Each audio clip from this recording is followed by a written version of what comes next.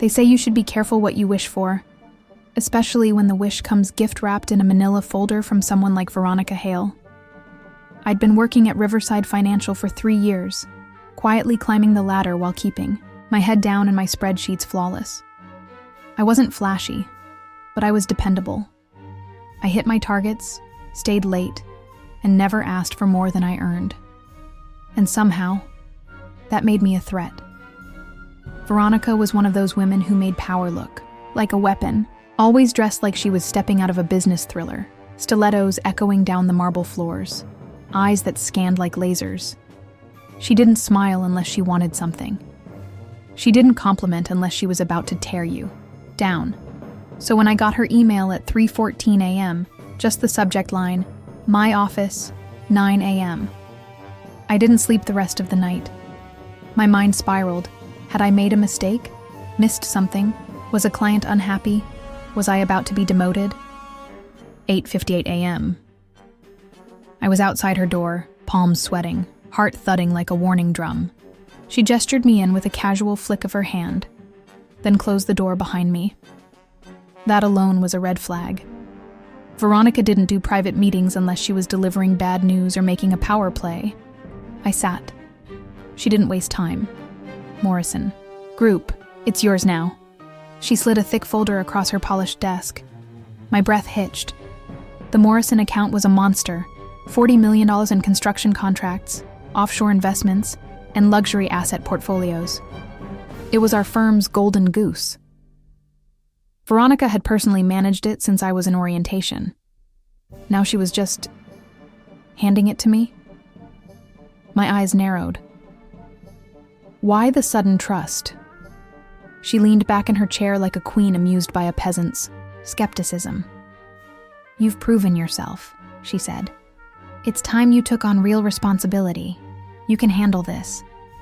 The praise felt hollow, calculated, like a script. But then she sweetened the deal. She mentioned a salary bump, a big one, and a title change, Senior Accounts Manager. The kind of title that would look good on a resume if I ever needed to leave. And I almost had to. Because back home, my dad was in and out of the hospital, fighting cancer with treatments we could barely afford. My little sister had taken time off college to care for him while I kept the bills paid. That pay raise wasn't a luxury. It was a lifeline. So I swallowed the unease creeping up my spine and smiled. "I won't let you down," I said. Veronica's lips curved ever so slightly. "I know you won't." When I left her office, I felt like I had just signed a contract with invisible ink. One where I couldn't see the terms until it was far too late.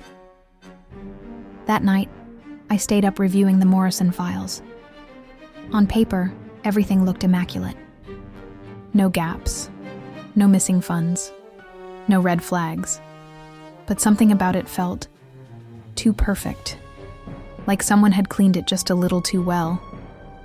I told myself I was being paranoid, that I should be grateful, that this was what success looked like.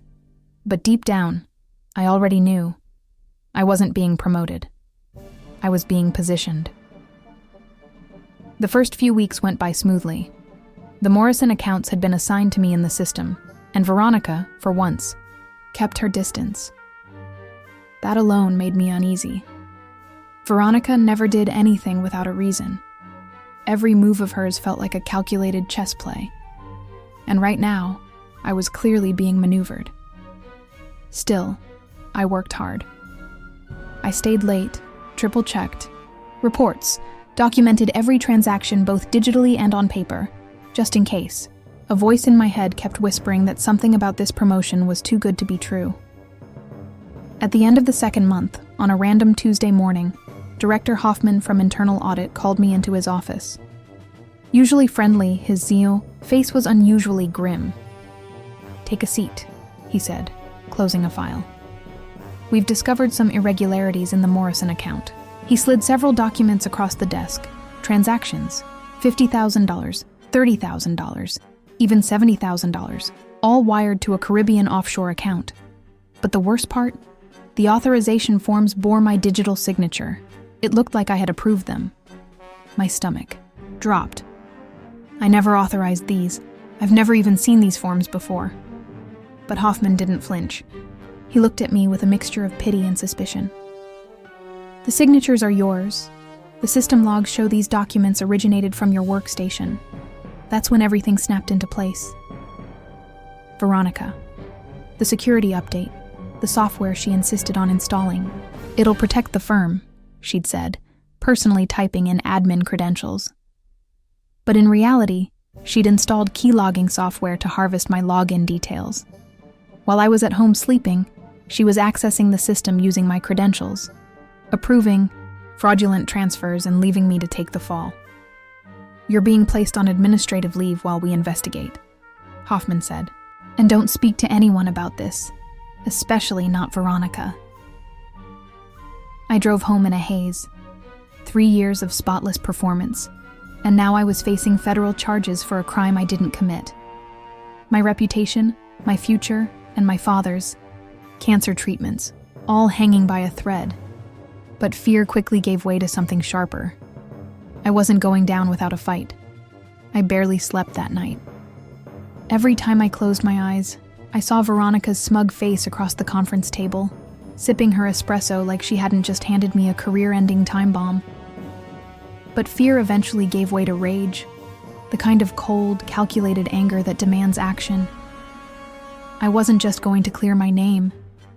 I was going to burn down her entire operation. I powered up my old college laptop, one she hadn't touched, and started pulling records. Emails, calendar logs, transaction timestamps. Slowly, a web began to form. Every large, unauthorized payment happened when I was indisposed, on calls, in meetings, even hospitalized once for a dental surgery. Yet my credentials were used to approve the transfers, with digital signatures that looked exactly like mine. That's when I remembered the software she'd personally installed on my company laptop weeks earlier. I never questioned it. She'd called it a security patch, told me it was standard for handling premium clients. That lie had slipped past IT, past me, and buried itself in the system like a virus. When I scanned the laptop with free anti-keylogger tools, my worst suspicion was confirmed. She'd installed surveillance software, recording every keystroke I'd made, passwords, private chats, client notes. But it got worse. I followed a suspicious file trail embedded in the software and traced its network reach. It wasn't just monitoring me. It had propagated across the internal network, infecting half the junior staff. Veronica had weaponized the office, using our trust and digital laziness as shields. People had no idea they were being watched, used, set up. And somehow, through all this, she had remained untouchable, charming, professional, untouchably polished in her stilettos and blood-red lipstick. I took breaks only to eat and shower, and then I was back at it, day after day. I started creating a map, lines drawn from each phony transaction to moments when Veronica was out for lunch or on client calls. They always coincided. I found voice memos she'd left herself on a shared server, sloppy recordings that hinted at offshore entities, shell companies, and dirty bank accounts. Then I uncovered the smoking gun, Veronica's original employment agreement, buried in public corporate records from a dissolved firm in Delaware. The company went under just months after she resigned, and she'd held the exact same position she did at Riverside. That firm had also launched an internal audit, but the results were inconclusive, and the entire team was laid off soon after. She was a serial embezzler, hopping companies like stepping stones, stealing more each time. But not this time. This time. She picked the wrong person. I wasn't going to let her do to me what she'd done to the others. I wasn't just going to defend myself. I was going to annihilate her. Once I gathered all the evidence, transaction logs, forged signatures, offshore accounts, and a suspicious timeline perfectly matching Veronica's frequent unexplained absences, I realized I couldn't trust anyone inside the company. Veronica had too many allies in HR and management, people who'd probably cover for her just to protect their own reputations. Taking this to them would only bury the truth and ruin my life.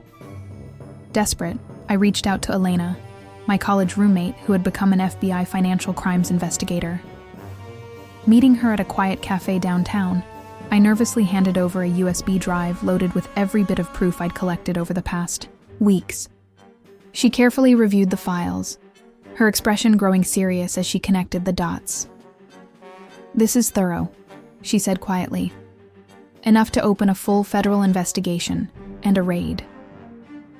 Together, we spent days preparing a detailed report, cross-referencing transaction records, email timestamps, and Veronica's own digital footprint.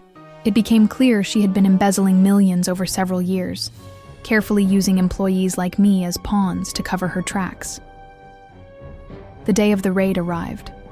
I watched from a cafe across the street, heart pounding as FBI agents swarmed the Riverside Financial building like a well-oiled machine.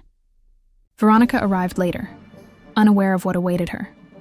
When the agents confronted her, her usual composure cracked, and she was handcuffed and led away while they seized computers, files, and phones. Later, I learned the investigators found not only the forged client authorizations and offshore accounts, but also sophisticated money laundering software installed across the company's network. Veronica's Cayman Islands bank account held over $1.2 million in stolen funds, proof of years of systematic theft. She had even planned to pin all the blame on me, using my credentials to cover her embezzlement, and then disappear with her offshore millions. But her plan fell apart thanks to the evidence I gathered, and the FBI's swift action. Watching justice unfold was bittersweet. I had risked my career, my reputation, and my safety.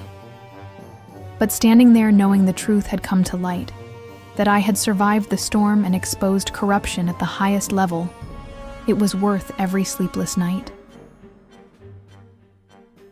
The morning after the FBI raid, the office was eerily silent.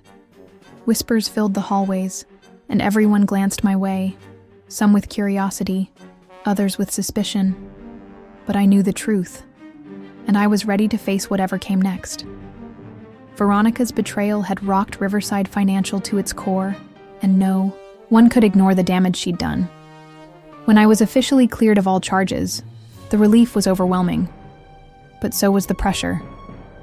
The company had to rebuild its reputation and restore faith in its staff and clients. To my surprise, instead of just being reinstated, I was offered a promotion, the chance to lead a newly created fraud prevention department. This wasn't just a job. It was a mission. On my first day in this role, I felt the weight of responsibility on my shoulders. Hoffman, the director who once doubted me, stopped by my office. He glanced at the thick Morrison Group files on my desk and asked quietly, "Any regrets about how this all played out?" I looked him straight in the eyes and said, "None whatsoever. Sometimes the best defense is a better offense." Building the department from scratch wasn't easy. I had to establish new audit protocols, introduce security software that could detect suspicious behavior early, and most importantly, create a culture where employees felt safe to speak up without fear of retaliation. I held workshops, brought in external experts, and worked tirelessly to ensure no one else would fall victim to a scheme like Veronica's. Beyond the policies and procedures, I made it my personal goal to mentor younger employees, especially women, teaching them how to protect themselves in the workplace. I shared my story openly, not to seek sympathy, but to empower others to stand strong. Months passed, and slowly, the company began to heal. Clients stayed, and some even praised Riverside for its transparency and swift action. My life was changing, too. I felt stronger, more confident, and finally in control. Looking back, I realized one thing clearly. I didn't start this battle, but I finished it. And I made sure it ended with justice, accountability, and a promise that the mistakes of the past would never be repeated.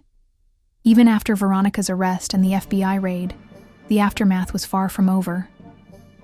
Riverside Financial, once a well-respected firm, was now under intense scrutiny from clients, investors, and the media. News outlets picked up the story of the embezzlement scandal, and the company's reputation took a severe hit. Several of our biggest clients demanded detailed reports on the security measures in place, threatening to pull their accounts if they weren't satisfied.